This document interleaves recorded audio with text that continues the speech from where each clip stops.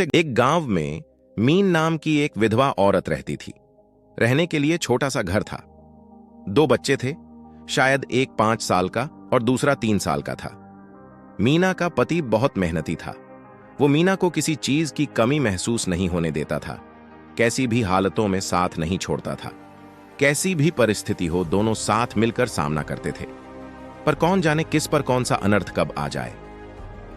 मीना के जीवन में ऐसी घटना घटी कि उसी घटना ने मीना के पति को मीना से छीन लिया।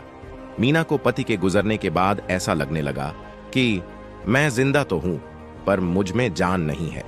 परिवार चलाने के लिए अब दूसरा कोई नहीं था सिवाय मीना के। इसलिए कैसे भी करके मीना ने अपने बच्चों के खातिर खुद को उस दुख से अलग किया। कुछ दिन बाद घर में जो था वो समाप्त हो गया। अब खुद क्या खाए और अपने छोटे बच्चों को क्या खिलाएं, ये समस्या उसके सामने खड़ी हो गई। बच्चों के लिए मीना को अभी कुछ काम करना ही था। इसलिए मीना अपने दोनों बच्चों को साथ में लेकर जहां काम मिलता वहीं जाया करती थी और दिन भर मेहनत करके जो भी मजदूरी मिलती उससे अपना और अपने बच्चों के पेट भरती थी। ऐसा ही समय बीतता गया और चलता रहा। लेकिन एक दिन मीना को शरीर में थोड़ी कमजोरी महसूस होने लगी। फिर भी वह काम पर गई। ऐसे ही 2-3 दिन मीना काम पर जाती रही, लेकिन उसके शरीर की कमजोरी कुछ ठीक नहीं हो रही थी, बल्कि और बढ़ती जा रही थी।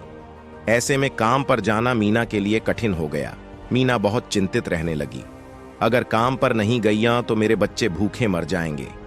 उसी चिंता ने मीना को और कमजोर कर दिया, इतनी कमजोर कि उठने बैठने के लिए लकड़ी का सहारा लेना पड़ता था। इस कारण उसके बच्चे भूखे मर रहे थे। खाने को कुछ न मिलने के कारण और अपने बच्चों को भूखे मरते देखकर वह लकड़ी की सहायता से आज यहां से कुछ मांगा तो अगले दिन दूसरी ओर से कुछ मांग के अपने बच्चों को खिलाती, पर खुद भूखी सो जाती थी। ऐसे ही एक दिन वह खुद जा न सकती थी, इसलिए अपने बच्चों को शाम को खाने के लिए कुछ मांगने के लिए गांव में भेज देती है। कुछ समय बाद बच्चे 2 चपाती और थोड़ी सी सब्जी लेकर लौटते हैं।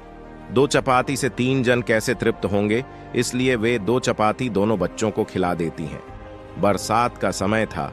बिजली न होने के कारण घर में अंधेरा छाया हुआ था। अंधेरे में ही वह अपने बच्चों को एक कमरे में सूला देती है और वह दूसरे कमरे में जाकर सो जाती है। रात को तेज बारिश होती है और बिजलियां जोर से कड़कड़ाती है। मीना को थोड़ी आराम मिलती है, इसलिए वह गहरी नींद में पड़ जाती है। ऐसे में मीना को एक सपना दिखाई देता है। वह एकदम तंदुरुस्त हो गई है, काम पर जाती है। वह सोचती है अपने बच्चों को काफी समय से अच्छा खिलाया नहीं, इसलिए वह अपने बच्चों के लिए स्वादिष्ट बनाती है। बाद में अपने बच्चों के साथ में बैठकर खाना खाकर सो जाते हैं। आगे सपने में मीना ने देखा उसके बच्चे जिस कमरे में सोए हुए थे उस कमरे का छत गिर गया और दोनों बच्चे मर जाते हैं। सपने में से मीना एकदम उठकर खड़ी हो जाती है, जान में जान आ जाती है और अंधेरे में ही अपने बच्चों के कमरे की ओर चल पड़ती है। कमरे में जाकर अपने बच्चों को देखकर मीना चैन की सांस लेती है।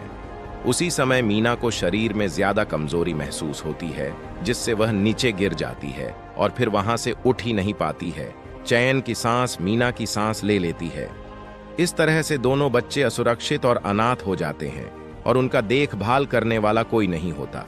जब बच्चों को भूख तड़पाती है तब वो इधर उधर भीख मांगकर अपने पेट के भूख की आग को शांत करने के लिए विवश हो जाते हैं। और क्या करते भी, बेचारे गरीब और बेसहारा हो गए थे।